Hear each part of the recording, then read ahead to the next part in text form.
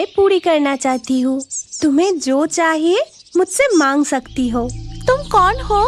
तुम्हारी 3 सिर हैं और पैरों की जगह मछली जैसी पूंछ। तुम कितनी सुंदर और मायावी हो। मैं हूँ 3 सिरों वाली जादुई जलपरी।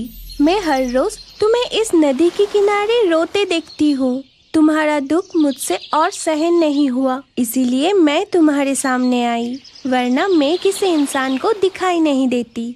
नदी के घाट पर 3 सिरों वाली जलपरी के साथ राधिका की सारी बातें दूर से छुपकर सुन रही थी राधिका की ननंद चुमकी। अरे ये मैं क्या देख रही हूँ? उस मायावी 3 सिरों वाली जलपरी से भाभी को 3 इच्छाओं पूरी करने की वरदान मिलेगी, लेकिन मैं ऐसा होने नहीं दूंगी। वो तीनों वरदान मुझे चाहिए।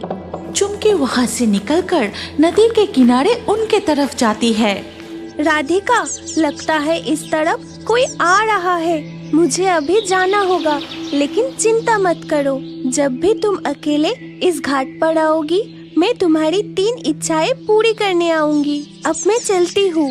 इतना कहकर 3 सिरों वाली जादुई जलपरी नदी में डूबकर अदृश्य हो गई। फिर चुमकी नदी के किनारे आकर राधिका से बोली, अरे महारानी, घर के सारे काम कौन करेगा? यहाँ नदी के घाट पर आराम से बैठी हो। घर चलो, बहुत सारे काम पड़े हैं। फिर चुमकी राधिका को कुएं के पास ले जाकर पानी उठाने के लिए कहा। इसके बाद 1 गिलास पानी लेकर चुमकी अपनी माँ को देने के लिए चली गई।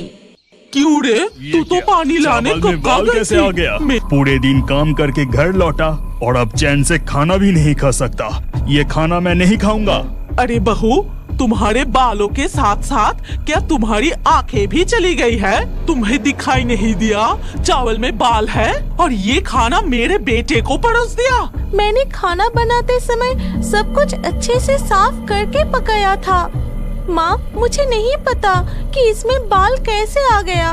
खाना खाने के बाद सब अपने कमरे में सो जाते हैं और अगले दिन सुबह होते ही चुमकी अपनी भाभी से कहा, आज तुम पूरे दिन घर के काम करोगी, कहीं बाहर मत जाना, नहीं तो आज तुम्हारी हालत बहुत बुरा होगा।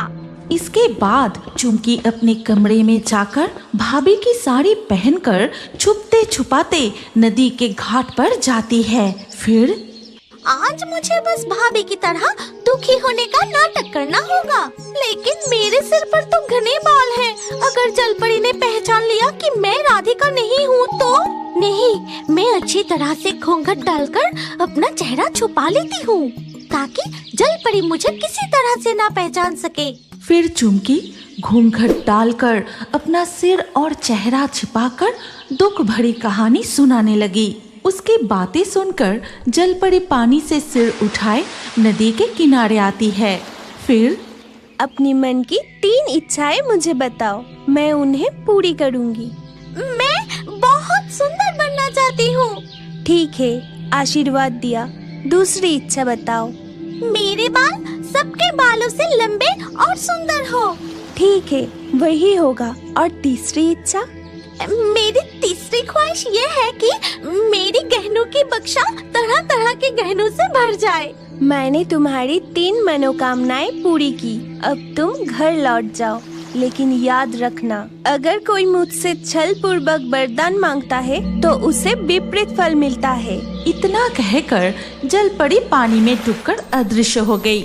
इसके बाद चुमकी घर लौट के जैसे ही वो अपनी घूंघट उठाई और आईने में देखी तो देखा कि उसकी सर पर एक भी बाल नहीं था और वो बहुत ही बदसूरत बैठी।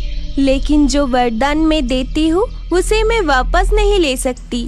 आज मैं तुम्हें वरदान देना चाहती। तुम मुझसे अपनी मन की 3 इच्छाएं मांग लो। मेरी ननंद का रूप पहले जैसा कर दो, उसके बाल वापस ला दो और उसके खोए हुए गहने भी लौटा दो। ठीक है, वैसा ही होगा। लेकिन राधिका, तुमने अपने लिए तो कुछ नहीं मांगा। सबको खुश देख के मैं भी खुश रहूंगी और मेरा दुख वो मैं खुद सह लूंगी। मैं तुम्हारी सच्चाई और साफ दिल देखकर बहुत खुश हुई हूँ, इसीलिए मैं तुम्हें और एक आशीर्वाद देना चाहती हूँ। 3 सिरों वाली जलपरी राधिका को जादुई आशीर्वाद देते ही उसकी सर पर घने और लंबे बाल आ गए। फिर जलपरी नदी में अदृश्य हो गई। इसके बाद जब राधिका घर लौटी तो देखी कि उसकी ननद भी ठीक हो गई है। चुमकी को भी अपनी गलती का एहसास हो गया था। उसके बाद से वो सब मिलजुल कर रहने लगे। अरे मणिमाला, उठ जा बेटी, कब का सुबह हो गई है। इतनी सुबह सुबह उठ के मैं क्या करूँगी माँ, मुझे और सोना है। ये क्या बोल रही है तू? घर का इतना सारा काम है, थोड़ा हाथ तो बटा सकती है ना तू। ये तुम क्या कह रही हो माँ? मैं घर का काम करूँगी तो मेरा चेहरा खराब हो जाएगी, मेरी ये सुंदर सी बाल भी खराब हो सकती है। मैं ये सब काम नहीं करूँगी। देख रही हूँ तेरी घमंड दिन दिन बढ़ते ही जा रहा है। इसके बाद मणिमाला की माँ गुस्से में कमरे से बाहर चली गई और मणिमाला बिस्तर से उठकर शीशे के सामने बैठ गई। मैं कितनी सुंदर हूँ और मेरी बाल रेशम की तरह है। मैं घर के काम करूँगी, ये शोभा नहीं देती। मेरी शादी तो जरूर कोई राजकुमार से ही होगी और मेरे सारे काम नौकर और नौकरानियाँ करेंगे। कुछ समय बाद मणिमाला घर से बाहर निकल के खुले समुंदर में घूम रही थी। तभी उसे उत्तरी राज्य के जल कुमार ने देखा। अरे वाह, वो जल कुमारी तो बहुत खूबसूरत है और उसकी बाल एकदम रेशम की जैसा है। इस लड़की को अपनी रूप पर बहुत घमंड है, मुझे इस तरह से अपमान किया। मैं सोचा था कि इसकी रूप के जैसे ही इसकी गुण होगी, लेकिन वैसा नहीं, बहुत ही अहंकारी है। इतना कहकर राजकुमार निलय वहाँ से चले जाते हैं। ये तूने क्या किया बेटी? इतनी अहंकार का सजा तुझे न भुगतना पड़े। इस तरह से किसी को अपमान नहीं करना चाहिए। मैं इतनी खूबसूरत हूँ, मेरे बाल कितने सुंदर है, जरूर कोई ना कोई सुंदर सा राजकुमार मुझे मिल ही जाएगा। ऐसे ही दिन बीतते गए और मणिमाला सुंदर राजकुमार की प्रतीक्षा करती ही रही और हर समय सजती संवरती रही। एक दिन मणिमाला नदी के किनारे बैठ के अपने बालों को सुखा रही थी। तभी नदी के किनारे पेड़ पर एक चूड़ैल बैठी थी। वो जलपरी कितनी खूबसूरत है, कितनी सुंदर बाल है उसकी। मुझे उसे और उसकी रेशमी बाल छूकर देखने की बहुत इच्छा हो रही है। ये सोचते हुए चूड़ैल ने एक छोटी लड़की की रूप धारण किया और जलपरी के सामने आके बोली, जलपरी, जलपरी, तुम कितनी खूबसूरत हो और तुम्हारे बाल भी बहुत सुंदर है। मुझे पता है मैं खूबसूरत हूँ और मेरी बाल भी बहुत सुंदर है। क्या मैं तुम्हें छूकर देख सकती हूँ और तुम्हारे बाल भी छूकर देखना चाहती हूँ? लेकिन तुम्हारे हाथ पर तो मैल लगी है। तुम एक काम करो, नदी में डुबकी लगाकर अपनी मैल धो लो। छोटी लड़की की भेष में चूड़ैल तुरंत गई और नदी में डुबकी लगा के चली आई। मैं नदी से नहा के आई हूँ जलपरी, क्या अब मैं तुम्हें छू सकती हूँ? तुम्हें पता है मुझे उस पेड़ की नीले फूलों से सजना बहुत पसंद है, लेकिन मैं तो पेड़ पर नहीं चढ़ सकती। क्या तुम मुझे वो फूल लाके दे सकती हो? मैं तो एक छोटी लड़की हूँ, इतनी ऊंची पेड़ से मैं फूल कैसे लाऊंगी? अच्छा ठीक है, फिर भी मैं फूल तोड़ के लाती हूँ। उसकी इच्छा तो देखो, मेरे हाथ पकड़ना है, मेरे बाल छूना है, खुद की चेहरा कभी देखी है? कितनी बदसूरत है। इस समय वो फूल लाने गई है, मैं पानी के अंदर चली जाती हूँ, फिर वो मुझे छूना तो दूर ढूंढ भी नहीं पाएगी। इसके बाद मणिमाला पानी में चली गई और छोटी लड़की फूल लेकर वापस आ गई। तब चला गया, मुझे झूठ बोलकर, झूठी आशा दिखाकर मुझे काम करवा के पानी में चला गया। उसकी अपनी रूप पे बहुत घमंड है। इतना कहकर चूड़ैल अपने रूप में आ जाती है। फिर घमंडी जलपरी, मैं तुम्हें श्राप देती हूँ। तेरी ये सुंदर सी चेहरा और ये रेशमी बाल कुछ भी नहीं रहेगा। अगले दिन सुबह जब मणिमाला नींद से उठी तब अचानक वो चिल्लाने लगी, माँ, माँ, ये क्या हो गई मुझे?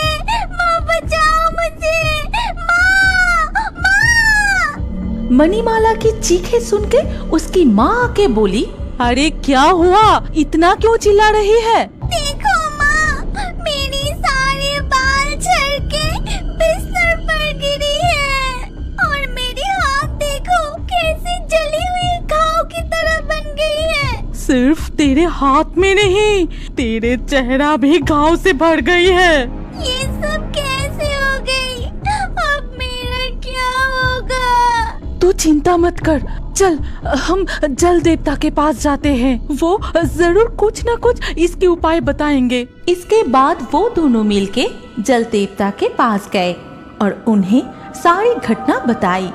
और सारी बातें सुनने के बाद जल देवता ने कहा, तो ये बात है। अच्छा बेटी मणिमाला, क्या तुम अपने खूबसूरती पर घमंड करके किसी का दिल दुखाया है? ये बात सुनकर मणिमाला राजकुमार निलय और वो छोटी लड़की के बारे में बताती है। ये सब कुछ सुनकर जल देवता ध्यान में बैठते हैं और कहते हैं, समझ गया, ये एक चुड़ैल का काम है। चिंता मत करो, मैं उसे यहाँ बुलाती हूँ। फिर जलदेव ने मंत्र जपना शुरू किया और साथ ही साथ चुड़ैल पानी के अंदर प्रकट हुई। बताइए जलदेव, आपने मुझे क्यों याद किया? चुड़ैल, क्या तूने जलपरी को श्राप दी है? मैंने श्राप दिया है। जब मैं जीवित थी तब मैं भी बहुत सुंदर थी। मेरे बाल बहुत खूबसूरत हुआ करते थे, लेकिन एक घातक बीमारी के कारण मेरे रूप बाल खत्म हो गए। फिर उस बीमारी के कारण मैं भी मर गई। उसे देख के मेरी वो खूबसूरत पल याद आ गई, इसीलिए मैं उसे छू कर देखना चाहती थी और उसने मुझे धोखा दिया। मुझसे बहुत बड़ी गलती हो गई है, मैं फिर कभी ऐसा नहीं करूंगी। मुझे माफ कर दीजिए चुड़ैल जी। सिर्फ चुड़ैल से नहीं, तुम्हें जल कुमार नीलय से भी माफी मांगना पड़ेगा। मैं उसके भी पास जाके माफी मांग लूंगी। चुड़ैल, तू जल परी को छू के तेरी कामना पूरी कर ले और उसे पहले जैसा कर दे। जलदेव के आदेश अनुसार चुड़ैल आगे आई, फिर मणिमाला को छूकर उसे पहले जैसा बना दी। तभी मणिमाला की सर बालों से भर गई। फिर मणिमाला जल कुमार निलय के पास जाती है और उससे भी माफी मांग लेती है। ठीक है मणिमाला, मैं तुम्हें क्षमा कर दी। क्या तुम अब मुझसे शादी करने के लिए राजी हो? हाँ राजकुमार, मुझे गलती का एहसास हो चुकी है। मैं आपसे शादी करने के लिए राजी